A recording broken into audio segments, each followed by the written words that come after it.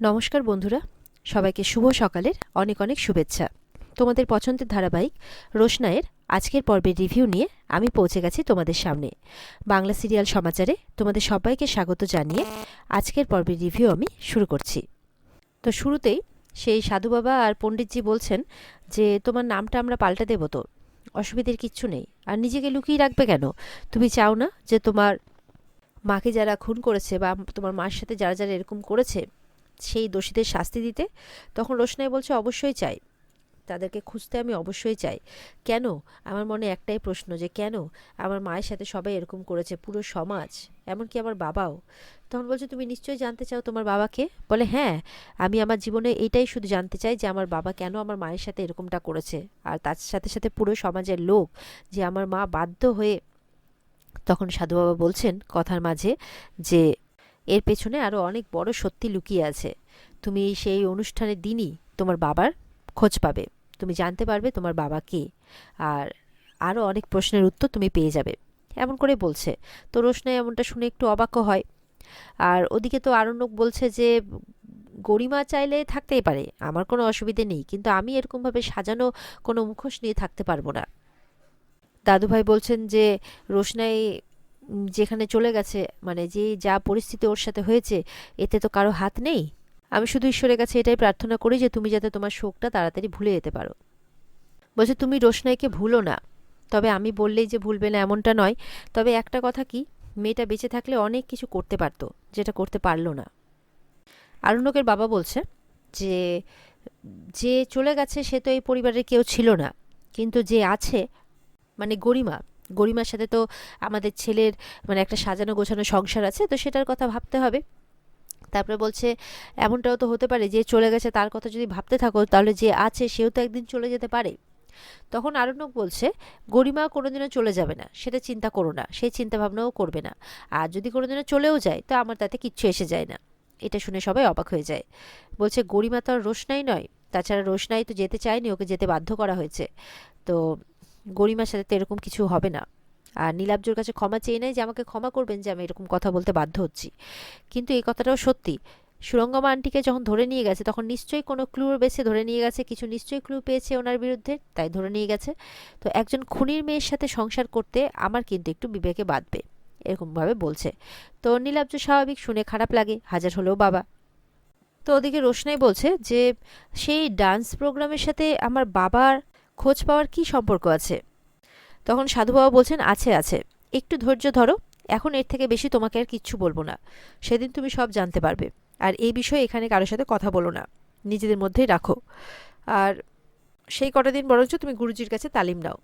তারপর তো রোশনাই বলছে তার মানে এটা বোঝা গেল যে আপনি পণ্ডিত রঞ্জন প্রসাদজি, আর যিনি ওখানে আপনার নাম নিয়ে আছেন তিনি আপনার ভাই অঞ্জন প্রসাদজি, যিনি আপনার নাম অধিকার সমস্তটাই কেড়ে রেখেছেন। তখন রঞ্জনজি বলছেন হ্যাঁ। এদিকে তো আরণ্যকের বাড়ির লোক, মানে তার মা বাবা, এরা সব বলছে আর কি যে আগে দোষটা প্রমাণিত তো হোক, তারপর তো তুমি মানে বলবে যে কে খুনি আর কে খুনি না, তার আগে কি করে বলছো? তো আরণ্যক কোনো কিছু না বলে বলছে সেটা ঠিক প্রমাণিত হয়ে যাবে। আর আরেকটা কথা, যেটা আমি বিদেশে যাচ্ছিলাম, আমি সেই অফারেই বিদেশে যাব, যদি প্রয়োজন পড়ে তো কোম্পানি সুইচ করতে হলে আমি অবশ্যই সুইচ করব, কিন্তু এই দেশে আমি রোশনাইকে ছাড়া আর থাকবো না। রাজা বলছে তুই যে এতগুলো কথা একদম খোলামেলা বলছিস, তোর কোনো খারাপ লাগছে না? বলে না, খারাপ কেন লাগবে, যেটা সত্যি সেটাই বলছি। তো অনেক কথাবার্তার মাঝখানে নীলাব্জ বলছে জানো, মানে মানে নীলাব্জ তো বলছে যে অবশ্যই নীলাব্জেরও কোথাও না কোথাও বিশ্বাস হচ্ছে যে রোশনাই বেঁচে আছে। আর বরদা বলছে যে কিছু অবাক করা কাণ্ড, যে আমার কেন জানি না মনে হচ্ছে যে রোশনাই ফিরে আসতে পারে। কেননা আমরা সবাই মিলে বডিটা দেখলাম ঠিকই, কিন্তু আহ, তারপর থেকে তো বডিটাও মিসিং হয়ে গেল, মানে আর তো কোনো খোঁজ পেলাম না। তখন আরণ্যক বলছে ওই যেখানে পাওয়া গেছিল রোশনাইকে, তার কিছু দূরে একটা আশ্রম আছে, শোনা গেছিল যে সেই দিন সেই নদীতে সেই আশ্রমের সাধু বাবারাও নাকি স্নান করছিলেন, তারাও নাকি সেই বডিটা দেখেছিলেন। এটা শুনে কিন্তু মানে একটু বাকিরা অবাক হয়ে যায়। ওদিকে রোশনাই বলছে আমি তো একটা জিনিস বুঝতে পারছি না, যে আমার মা যদি আপনার কাছে তালিম নিয়ে থাকে তাহলে ওনার কাছে পৌঁছলো কি করে? তখন রঞ্জনজি বলছেন যে অঞ্জন প্রসাদ আমাকে কিডন্যাপ করে মেরে ফেলতে চেয়েছিল, সাধু বাবাই আমাকে বাঁচিয়ে এনেছেন। অঞ্জন প্রসাদ হয়তো জানেও না যে আমি বেঁচে আছি। হয়তো অনুমান করেছে, কিংবা হয়তো ভেবেছে যে আমি মারা গেছি। না হলে এত বছরে একবার হয়তো ওর কাছে যেতাম, কিন্তু এবার সময় এসছে ওর কাছে গিয়ে ওর মুখোশটা টেনে খুলে দেওয়া। সাধু বাবাও তাই বলছেন, যে এবার সত্যিটা ওর সবার সামনে আসা খুব জরুরি, তাও সেটা তোমার সাহায্য ছাড়া হবে না। আর তুমি এটা মনে করো তো যে তোমার এখানে আসাটাও ভগবানের ইচ্ছে, ভগবানের ইচ্ছে ছাড়া তো একটা পাতাও নড়ে না। এদিকে আরণ্যকের বাড়িতে রোশনের কথা আলোচনা হতে হতে সেখানে মাধবীলতা আসে। তো ঠাম্মি তো বলছে, বাবা তোমার তো আজকাল দেখাই পাওয়া যায় না। বলে, আমি তো রোজই তোমাদের খোঁজ খবর নিই সোনামা। হ্যাঁ, তবে বাড়িতে আসা হয় না, কারণ আমি এখন থানাতে যাওয়া আসা করছি, আর আমার মনে হচ্ছে সেটাই বেশি ইম্পর্টেন্ট। আসলে একটা খবর দিতে আমি এলাম, যে যেই দিন রোশনাইয়ের বডিটা দেখতে পাওয়া গেছিলো সেই দিন নাকি কিছু মানে সাধু বাবা, মানে আমাকে কমিশনার সাহেব জানিয়েছেন আর কি সবটাই, যে ওনারা কাছাকাছি যে আশ্রমটা আছে সেখানকার খোঁজ পেয়েছেন। আর ওখানকার সাধু বাবারা বা কারা যে নিয়ে গেছিল রোশনাইকে, সেইটারও কিছু সম্ভাবনা ওনারা পেয়েছেন। আর যেদিন রোশনাইয়ের বডিটা দেখতে পাওয়া যায়, অবিশ্বাস্যকরভাবে সেই আশ্রমে সেই দিন থেকেই একটি মেয়ে থাকতে শুরু করে। মেয়েটি প্রথমে অজ্ঞান অবস্থায় ছিল, তারপরে কিন্তু সাধু বাবারাই তার জ্ঞান ফেরায়। তো যদি 1%ও চান্স থাকে যে সেই মেয়েটি রোশনাই, তখন আরণ্যক বলছে যে এটা যদি সত্যি হয় তাহলে কিন্তু আমি এক্ষুনি থানাতে যাব, আর তারপরে সেই আশ্রমে যাব। এদিকে রোশনাই বলছে যে আমি চাই না যে আমার নামটা মানে কেউ ইউজ করুক, আপনারা কাউকে বলবেন না।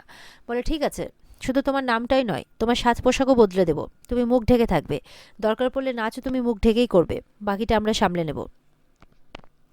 তখন রোশনাই বলছে, আচ্ছা আপনারা যে আমার জন্য এত কিছু করছেন, সেটা শুধুমাত্র কয়েকদিনের পরিচয়ে? তখন বলছে যে সাধু বাবা বলছেন যে এর পেছনে অনেক বড় একটা সত্যি লুকিয়ে আছে, সত্যি চাপা পড়ে আছে, সেটার উদ্ঘাটন করাটা সময় এসছে এবার। বলছে, তুমি যে কয়েকদিন আছো সেই কয়েকদিন কিন্তু এই গুরুজির কাছে নাচের তালিমটা ভালো করে নিয়ে নাও। ওনার মধ্যে কিন্তু কিন্তু ঐশ্বরিক ব্যাপার রয়েছে, মানে ঐশ্বরিক ক্ষমতা আছে আর কি। তুমি ওনার কাছে সমস্ত নাচের তালিমগুলো সমস্ত কিছু একদম ভালো করে রপ্ত করে নাও। এদিকে নীলাব্জও খুব খুশি, বলে, হ্যাঁ মিরাক্কেল হয়তো। মাধবীকে বলছে, আপনি একটু দেখুন না, যদি তাই হয় তাহলে রোশনাইকে ফিরিয়ে আনতে আমি নিজে যাব। তো মাধবী বলছে যে সবটাই আমাদের কল্পনা, ওই যে বললাম মিসিং লিংক, ওটাকে পুলিশ নিজের মতো করে পূরণ করার চেষ্টা করছে। তো শুনে বড়মা বলছে, সেই তাই যাতে হয়, আমি মায়ের মন্দিরে মানত করেছি, আমি পুজো দিয়ে আসবো। এদিকে জাহ্নবী বলছে, তোমরা যে কি নিজেদের মধ্যে কল্পনার জগৎ বানিয়ে নিয়েছো না, ছবিটা দেখে তো পরিষ্কারই বোঝা যাচ্ছে যে মেয়েটা মারা গেছে। তাহলে কোনো সাধু বাবা তো যে নিশ্চয়ই মরা মানুষকে বাঁচাতে পারবে না। কি যে তোমরা নিজেদের মধ্যে গল্প বানাচ্ছ না। মানে জাহ্নবীদের তো এটাতেই মজা যে রোশনাই মারা গেছে এটা শুনেই, বেঁচে থাকা শুনলে তো ওদের অবস্থা খারাপ। ছোট বলছে, বাঁচিয়ে তুলতে পারলে তোদের যে বড়সড় ক্ষতি হবে সেটা ভালোই বুঝতে পারছি, কিন্তু কি করবি বল, বাঁচা মরা তো আমাদের হাতে নেই, ঈশ্বরের হাতে, তাই বলে যে রাখে হরি মারেকে। এদিকে আরণ্যক ছোটকে বলছে, ছাড়ো তো ছোট, ওদের কথা বাদ দাও, বলে লাভ নেই, চলো আমরা কমিশনারের কাছে যাই। তখন মাধবী বলছে, এখন গিয়ে কি কোনো লাভ হবে, আমি তো এইমাত্র ওখান থেকে এলাম, এর থেকে বেশি ইনফরমেশন ওনারা কি দেবেন, আমি তো সবটাই বললাম। মাধবী বলছে, একটা দিন অপেক্ষা করে যাও, আমরা কালকেই যাব আশ্রমে। মাধবী বলছে, ধৈর্য ধরো বাদশা, যদি সত্যি মিরাকেল কিছু ঘটে থাকে তাহলে আমাদের পুলিশের উপরে ভরসা করতে হবে, কেউই আমরা জানি না যে ঘটনাটা কি। হ্যাঁ, সেদিন একটা মেয়ে আশ্রমে এসেছিল, সেটা তো কাকতালীয় হতে পারে বাদশা, অন্য কোথাও থেকেও তো সেই মেয়েটা আসতে পারে, আমরা ধরে নিচ্ছি কেন যে সেটাই রোশনাই। মাধবী বলছে, ওর চেহারার যে অবস্থা আমরা দেখেছি তাতে তো ও বেঁচে আছে বলে। যাই হোক, তবে ও যদি সত্যি রোশনাই হয়ে থাকে তাহলে ও একবারে সবার সামনে আসবে না, সবাইকে সত্যিটা বলবে না, এটা কখনো হয়? জাহ্নবী বলছে, সবই না পুলিশের বানানো। তনুশ্রী বলছে, যেভাবে গাড়িটা জলে পড়েছিল তারপরে যে কেউ বেঁচে আছে এটা ধরে নেওয়াটাই তো হাস্যকর। হাসতে হাসতে বলছে। দাদুভাই বলছেন যে জীবনটা বড় অদ্ভুত মেজ বৌমা, কারো যদি বেঁচে থাকার কথা থাকে না, তাহলে তাহলে তাকে এই পৃথিবী থেকে কেউ সরাতে পারবে না। নীলাব্জ বলছে, আমাদের একটাই প্রার্থনা এখন, যাতে রোশনাই বেঁচে থাকে, ওর যাতে কিছু না হয়। আর ওদিকে মানে বড়মা বলছে, হ্যাঁ আমাদের তো বিশ্বাসটা হারিয়েই গিয়েছিল, মাধবীর কথা শুনে যেন সেটা আবার ফিরে আসছে। এরপরে ছোটুও বলছে, আরেকটা রাত অপেক্ষা কর বাবা, কালকে সকালে গিয়ে আমরা দেখবো যে ওই মেয়েটা সত্যি রোশনাই কিনা। বলছে, ততক্ষণ ঈশ্বরকে ডাক বাবা, মন দিয়ে প্রাণ দিয়ে ঈশ্বরকে ডাক। এদিকে আরণ্যক ঠাকুরের কাছে প্রার্থনা করছে যে রোশনাইকে বেঁচে থাকতে দিও ঠাকুর, তার জন্য যদি আমাকে দূরে থাকতে হয় সারা জীবন আমি থাকবো, কিন্তু ওই মেয়েটাকে বাঁচিও। এদিকে সাধুবাবা বলছেন, আমি যাই, সমস্ত ব্যবস্থাটা করতে হবে। আর ওদিকে রঞ্জনজি বলছেন, আমি আমার ভেতরে সমস্তটা দিয়ে তোমাকে শেখাবো, তুমি হবে আমার ঘরানার শ্রেষ্ঠ ধারক আর বাহক। এরপর রোশনাই আশীর্বাদ চেয়ে নেয়। তখন রঞ্জনজি বলছেন, আমার আশীর্বাদ তোমার উপরে চিরকালই থাকবে, আর ছিল। তখন রোশনাই বলছে, চিরকালই মানে আমাকে তো দুদিন হলো আপনি দেখেছেন। তখন সাধুবাবু বলছেন, না মানে উনি হয়তো বলতে চাইছেন যে ওনার আশীর্বাদ সবসময় ছিল, সবসময় থাকবে, এমনটাই বলতে চাইছেন। তো এরপরে রোশনের মাথায় হাত দিয়ে উনি আবারও আশীর্বাদ করছেন। এদিকে রঞ্জনজির তো মনটা খুব খারাপ। তখন সাধু বাবা বলছেন আসলে উনি খুব দুঃখী মানুষ।